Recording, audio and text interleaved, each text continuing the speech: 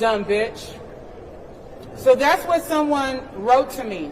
And again, it's one of many emails that I have received from these MAGA supporters, from people who have a problem with the fact that we came into the church to confront an injustice, and do not have a problem with the fact that you have an ICE director, not just an ICE agent, as some people have said, but the director of the ICE field office in the state of Minnesota, also serving as a pastor at City's Church in St. Paul.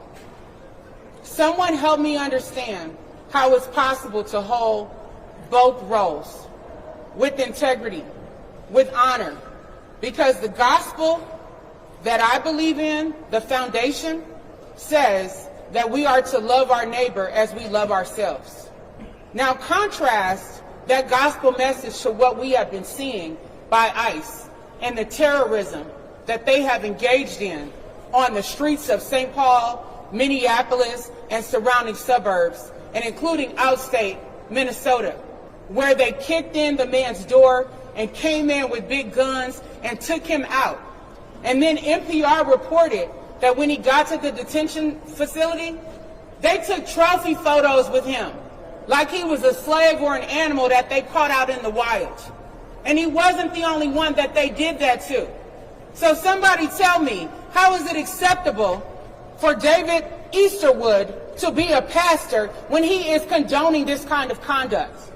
And not just condoning it through his silence when it comes to addressing it publicly with our community, but the fact that he was referenced in the lawsuit that was filed by the ACLU in December on behalf of 6 residents, calling out the retaliatory and abusive tactics by ICE. And you know what David said in that lawsuit?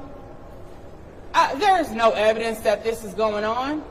It's the protesters and their aggression that's at fault.